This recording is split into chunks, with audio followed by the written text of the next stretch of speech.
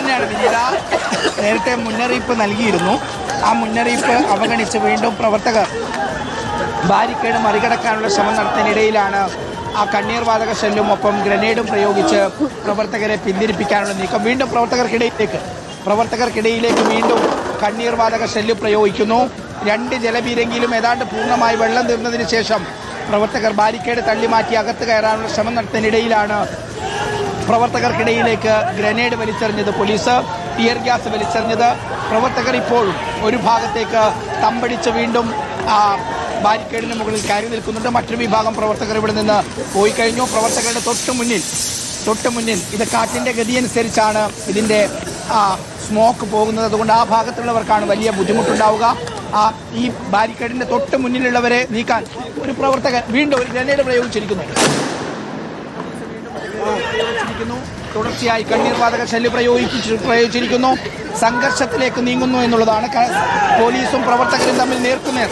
നേരത്തെ വലിച്ചെറിഞ്ഞ കണ്ണീർ വാതക ഷെല്ലിന്റെ പാതി ഭാഗം അത് പ്രവർത്തകർ നേരെ പോലീസിന് നേരെ തിരിച്ചറിയുന്നതും ഇവിടെ നിന്ന് കാണാം. ഇപ്പോഴും കണ്ണീർ വാതക ഷെല്ലിന്റെ ഭാഗമായ ആളുകൾ ഇവിടെ നിന്ന് ഏതാണ്ട് ആളുകൾ പിരിഞ്ഞുപോയി. ഇപ്പോൾ 10-ൽ താഴെ പ്രവർത്തകർ മാത്രമാണ്, 15-ൽ താഴെ പ്രവർത്തകർ മാത്രമാണ് ഇവിടെ ഉള്ളത്. അതിശക്തമായ പ്രതിഷേധത്തിലേക്ക് നീങ്ങുന്നു. നേരത്തെ സംഘർഷഭരിതമായ ഈ സ്ഥലം പൂർണ്ണമായി ഇപ്പോൾ വിജനമായിരിക്കുന്നു എന്നുള്ളതാണ്. ടിയർ ഗ്യാസും അതുപോലെ ഗ്രനേഡും തുടർച്ചയായി പ്രവർത്തകർക്ക് നേരെ പ്രയോഗിച്ച് പ്രവർത്തകരെ പൂർണ്ണമായി ഇവിടെ നിന്ന് പിന്തിരിപ്പിക്കാൻ പോലീസിന് കഴിഞ്ഞു. 2 ജലപീരങ്കി ഏതാണ്ട് അരമണിക്കൂറിലധികം സമയം തുടർച്ചയായി യുവമോർച്ച പ്രവർത്തകർക്ക് നേരെ ജലപീരങ്കി പ്രയോഗിച്ചിട്ടും പ്രവർത്തകർ പിന്തിരിഞ്ഞു പോകാത്തതിനെ തുടർന്ന് പോലീസ് മുന്നറിയിപ്പ് നൽകി.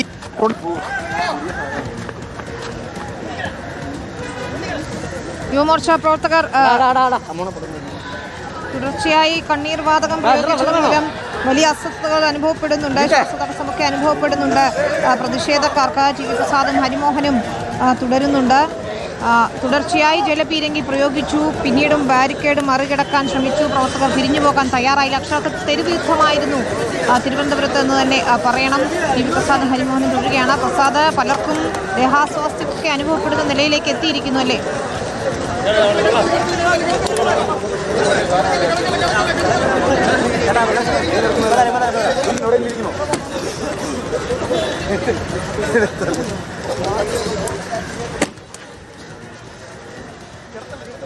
ശരി, നമുക്ക് തിരുവനന്തപുരത്ത് നിന്ന് ദൃശ്യങ്ങളാണ് കാണുന്നത്. ശബരിമല സ്വർണ്ണക്കൊള്ളയിൽ തെരുവിൽ പ്രതിഷേധിക്കുകയായിരുന്നു യുവമോർച്ച പ്രവർത്തകർ. ശക്തമായ പ്രതിഷേധം, ഏതാണ്ട് അരമണിക്കൂറിലധികം പ്രതിഷേധക്കാർ അവിടെ തെരുവ് യുദ്ധമാണ് നമ്മൾ കണ്ടത്. തുടർച്ചയായി വനിതാ പ്രവർത്തകർ ഉൾപ്പെടെ പ്രതിഷേധത്തിന് മുൻനിരയിലുണ്ടായിരുന്നു. ജലപീരങ്കി പ്രയോഗിച്ചപ്പോൾ ചില പ്രവർത്തകർ തെറിച്ചു വീഴുന്നതൊക്കെ നമ്മൾ കണ്ടു. അതിനുശേഷമാണ് വീണ്ടും പ്രവർത്തകർ കുത്തിയിരുന്ന് പ്രതിഷേധിച്ചപ്പോൾ ജലപീരങ്കി പ്രയോഗിച്ചത്. എന്നിട്ടും പ്രവർത്തകർ പിരിഞ്ഞു പോകാൻ തയ്യാറായില്ല.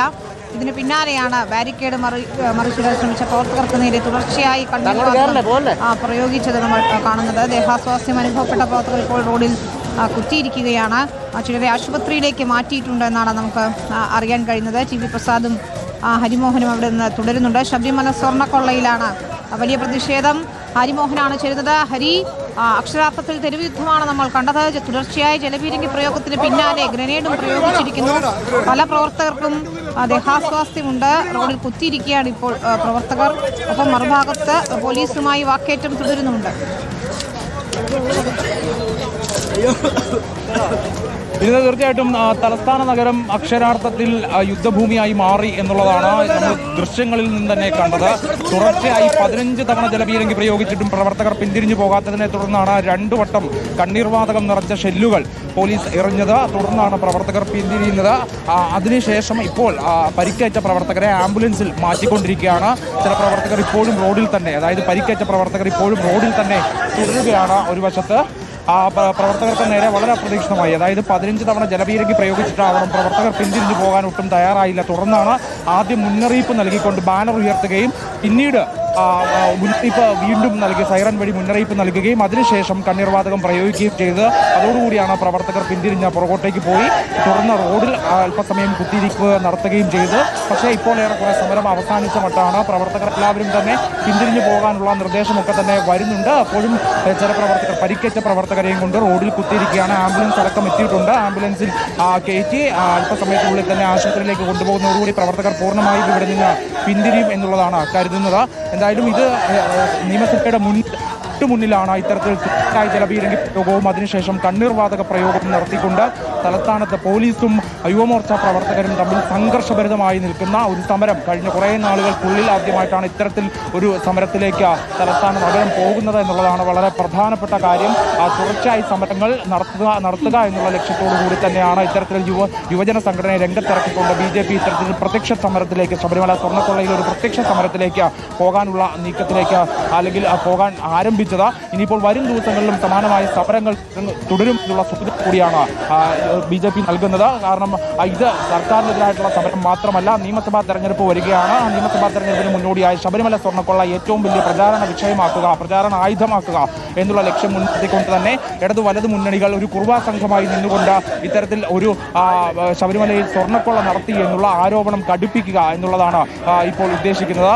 ഇപ്പോൾ കൂടുതൽ പ്രവർത്തകർ, അതായത് പല സ്ഥലങ്ങളിലായി പോയി പ്രവർത്തകർ വീണ് കിടക്കുന്നതാണ് നമ്മളിപ്പോൾ കാണുന്ന ദൃശ്യങ്ങളിൽ തന്നെ കാണുന്നുണ്ട്. ഈ കണ്ണീർവാതക പ്രയോഗമൊക്കെ നടത്തി അതിനുശേഷം ശാരീരികാവസ്ഥ വളരെ മോശമായി, അതായത് പല രീതിയിൽ കണ്ണിലും വായിലും ഒക്കെയായി കണ്ണീർവാതകം ഏൽക്കുമ്പോൾ ഉണ്ടാകുന്ന ശാരീരിക അസ്വസ്ഥതകൾ, ആ അസ്വസ്ഥതകൾ ഏറ്റ് പല പ്രവർത്തകരും പല റോഡുകളിൽ കിടപ്പുണ്ടായിരുന്നു. അവരെയൊക്കെ തന്നെ ഒരുമിച്ച് കൊണ്ടുവന്ന് ആംബുലൻസിൽ കയറ്റാനുള്ള ഒരു നീക്കം പ്രവർത്തകരുടെ ഭാഗത്തു നിന്നുണ്ടാകുന്നു. അവരെ ആശുപത്രിയിലേക്ക് കൊണ്ടുപോവുക എന്നുള്ളതാണ് ഒരു ഭാഗത്ത് കാണുന്നത്. മറുഭാഗത്ത് കൂടുതൽ പരിക്കേറ്റ പ്രവർത്തകരെ റോഡിൽ കിടത്തിക്കൊണ്ടുള്ള ഒരു പ്രതിഷേധ സമരത്തിലേക്ക് കൂടി ഇവിടെ യുവമോർച്ച പ്രവർത്തകർ കടക്കുന്നു എന്നുള്ളതാണ്. അതായത് ഒരു ഭാഗത്തുള്ള പ്രവർത്തകർ ാണ് ആശുപത്രിയിലേക്ക് കൊണ്ടുപോകുന്നത്. മറ്റുള്ളവർ, അതായത് പ്രധാനപ്പെട്ട നേതാക്കൾ, സംസ്ഥാന നേതാക്കൾ പരിക്ക് പറ്റിയെങ്കിൽ പോലും അവർ ഇവിടെ നിന്ന് മാറാൻ തയ്യാറാവുന്നില്ല. അവർ റോഡിൽ തന്നെ കുത്തിയിരുന്നു കൊണ്ട് പ്രതിഷേധിക്കുന്ന കാഴ്ച ഒരു വശത്ത് കാണുകയാണ്. ഇപ്പോൾ നമ്മൾ ദൃശ്യങ്ങളിൽ കാണുന്ന പോലീസ് വാഹനത്തിൽ തന്നെ ആശുപത്രിയിലേക്ക് ചില പ്രവർത്തകരെ കൊണ്ടുപോകുന്നതാണ്. അതായത് ഗുരുതരമായ പരിക്ക് പറ്റി എന്നുള്ള ചില പ്രവർത്തകരെ